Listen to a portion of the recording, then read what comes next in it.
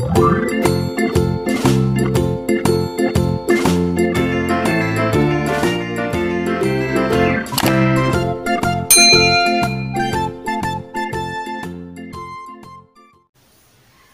semuanya, hari ini kita akan belajar tentang larutan elektrolit. Apa itu larutan elektrolit? Yaitu suatu larutan yang dapat menghantarkan arus listrik. Bagaimana larutan elektrolit menghantarkan arus listrik?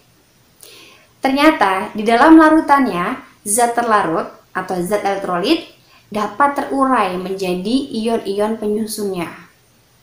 Ion-ion inilah yang bertanggung jawab dalam menghasilkan arus listrik. Contoh, saya punya garam, parutan garam ya, NaCl solid, dan air atau H2O. Di sini air sebagai pelarut karena jumlahnya lebih banyak, sedangkan garam zat terlarut. Di dalam air NaCl atau NaCl aqueous akan terurai menjadi Na+ dan Cl-. Di dalam gelas tersebut akan ada ion-ion Na+ dan Cl-, sehingga muatan dalam ion ini akan menghasilkan listrik ya. NaCl digolongkan sebagai larutan elektrolit. Sedangkan untuk larutan non-elektrolit adalah kebalikannya, yaitu larutan yang tidak dapat menghantarkan arus listrik. Di dalam air, molekul non-elektrolit tidak akan terurai atau tidak bisa terurai menjadi ion-ion.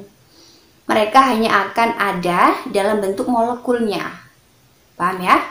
Contoh, larutan gula. Oke, kita punya gula dan air. Di dalam air, gula tidak akan terurai, ya. Mereka akan ada dalam bentuk molekul gula. Nah, larutan gula ini digolongkan dalam larutan non-elektrolit. Apa itu elektrolit kuat?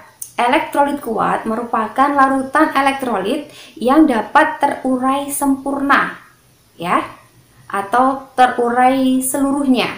Contohnya, NaCl di sini. Dalam air, NaCl akan terurai menjadi Na+ dan Cl-.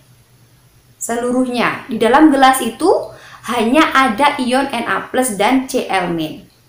Karena terurai sempurna, kita gunakan tanda panah bolak-balik seperti ini ya teman-teman, yang menunjukkan seluruh seluruh NaCl terurai menjadi Na+ dan Cl-. Ciri elektrolit kuat ditunjukkan dengan nyala lampu terang dan banyak gelembung gas. Sedangkan untuk larutan elektrolit lemah, dia hanya akan terurai sebagian. Contohnya larutan cuka, di sini aja H3COOH atau asam asetat. Di dalam air, asam asetat akan terurai sebagian menjadi H+ dan CH3COO- atau ion asetat. Untuk asam lemah, karena terionisasi sebagian, kita tuliskan tanda panah bolak-balik, tetapi yang satu panjang, yang satu pendek, karena menunjukkan sebagian. Masih ada molekul CH3COOH di dalam larutan itu. Tidak seluruhnya terurai. Paham teman-teman ya? Untuk elektrolit lemah, nyala lampu redup atau tidak nyala, tetapi ada gelembung gas.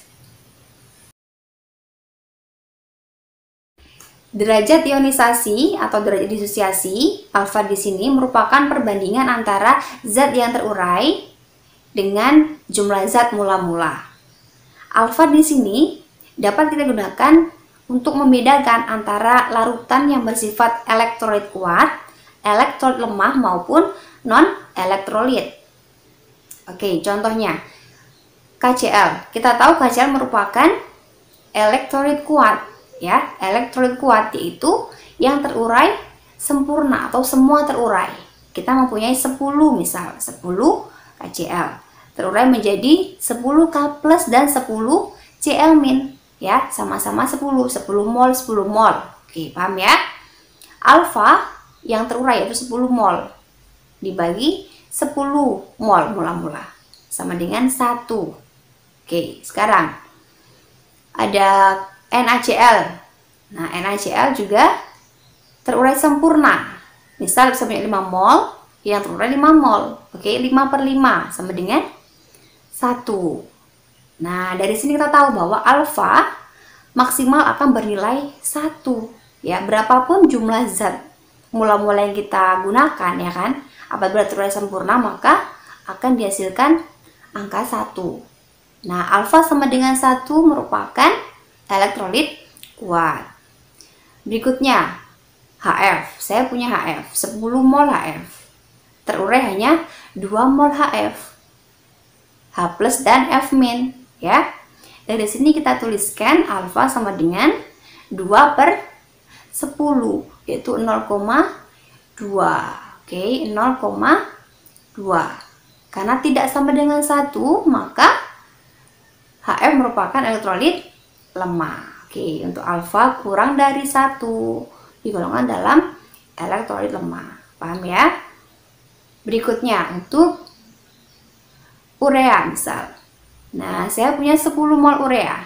Dimasukkan dalam air, ternyata tidak ada yang terurai. Semua masih dalam bentuk molekul urea. Karena tidak ada yang terurai, alfa sama dengan 0. Nah, karena alfa sama dengan 0, maka digolongkan dalam larutan non-elektrolit. Paham ya teman-teman ya? Kesimpulannya untuk alfa sama dengan 1, larutan bersifat elektrolit kuat. Untuk alfa lebih dari 0 dan kurang dari 1, lebih dari 0 dan kurang dari 1 digolongkan dalam elektrolit lemah. Dan untuk alfa sama dengan 0 digolongkan dalam larutan non-elektrolit.